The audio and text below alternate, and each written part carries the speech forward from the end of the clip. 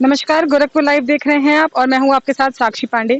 जिस तरह से हमने देखा था कि कोरोना की दूसरी लहर के बाद ब्लैक फंगस और व्हाइट फंगस ने जब दस्तक दी थी, तो बहुत ही ज़्यादा उसकी वजह से पूरे प्रदेश में हलचल मच गई थी। और अगर मैं जिले की बात करूँ तो अब कोरोना के जो दूसरी लहर के बाद हम देख रहे हैं कि जो कोरोना वायरस है उसमें म्यूटेशन की वजह से जो डेल्टा वेरिएंट है, जिसने अमेरिका में बहुत ज़्यादा तबाही मचाई थी। और अभी हमारे, अगर मैं पूरे देश की बात करूँ तो कई शहरों में ये आ गया था। तो अब गोरखपुर के स्तर की अगर मैं बात करूँ तो गोरखपुर में भी डेल्टा वेरिएंट ने कहीं न कहीं दस्तक दे दी है। मैं आपको बता दूँ कि पिछले दिन संत कबीर नगर के एक मरीज की डेल्टा वेरिएंट की वजह से मौत हो गई। एक एमबीबीएस की छात्रा थी जिसमें डेल्टा वेरिएंट की पुष्टिकरण की गई थी, लेकिन उन्होंने रिकवरी कर ली है, ये बहुत अच्छी बात है। मैं आपको बता दूं कि 30 से ज़्यादा मरीजों की जीनोम सीक्वेंसिंग के लिए सैंपल्स लिए गए थे, जिसमें से 27 से ज़्यादा मरीजों की पुष्टिकरण की गई है कि उनमें डेल्टा वेरिएंट है। पहले कुछ दिनों की मैं अगर बात करूं तो बीआरडी मेडिकल कॉलेज जो है हमारे शहर का, उसके द्वारा जो सैंपल्स थे वो दिल्ली और लखनऊ भेजे गए थे, लेकिन रिपोर्ट्स नहीं आ पाई थी, उसमें देरी हो रही थी। इसकी वजह से जो कंफर्मेशन था वो नहीं हो पा रहा था। लेकिन अब कंफर्मेशन जब हो गया है तो इसको लेके जो स्वास्थ्य महकमे है उसमें हलचल सी मच गई है।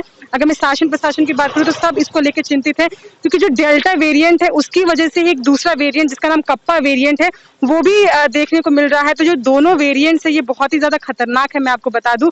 और डब्ल्यूएचओ की तरफ से जो डेल्टा वेरिएंट है उसे वेरिएंट ऑफ कंसर्न कहा गया है, कि उसको लेके कंसर्न बहुत ज्यादा बढ़ जाता है, क्योंकि ये बहुत ही ज्यादा हानिकारक होता है। और अगर मैं दूसरे वायरस की बात करूं, कप्पा वेरिएंट की बात करूं, तो उसे वेरिएंट ऑफ इंस्टेंट कहा गया है, क्योंकि वो इंस्टेंटली अचानक से ही उसके थ्रू ही कहीं न कहीं देखने को मिल रहा है। तो जो म्यूटेशन कोरोना वायरस में देखने को मिल रहा है वो दिन प्रतिदिन क्या बोलते हैं, शहर के लिए और स्वास्थ्य महकमे के लिए ये एक चिंताजनक स्थिति पैदा करते जा रहा है। इसीलिए अब जिले स्तर पे लोगों को कहा जा रहा है कि अगर कोरोना से बचाव रखें, क्योंकि जिस तरह से वेरिएंट आते जा रहे हैं ये बहुत ही 7% जो मौत के आंकड़े हैं और जो दर है उसको बढ़ा देता है। रिकवरी की जो स्थिति होती है वो बहुत कम हो जाती है। मैं आपको बता दूं कि दूसरी लहर में जब बहुत ज्यादा आलोचना देखने को मिली थी और ऑक्सीजन सिलेंडर की कमी की वजह से जो ब्लैक मार्केटिंग देखने को मिली थी, उसकी वजह से जिले स्तर पे अब 7 सीएचसी में ऑक्सीजन प्लांट लगवाना शुरू हो गया है। मैं आपको बता दूं कि Barhalganj homeopath, BRD medical college, Campierganj, Chauri Chaura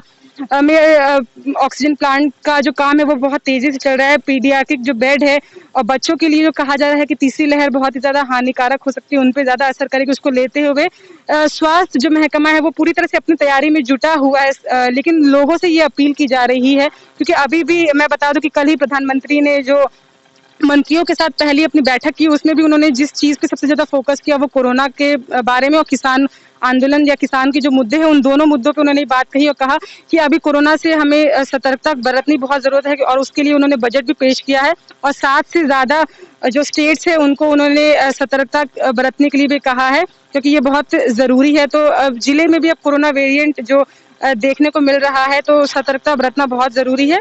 आप भी घर पे रहें, सतर्क रहें और कहीं भी जाएं तो मास्क लगाकर ही जाएं। ऐसे ही अन्य खबरों के लिए देखते रहिए गोरखपुर लाइव। बहुत बहुत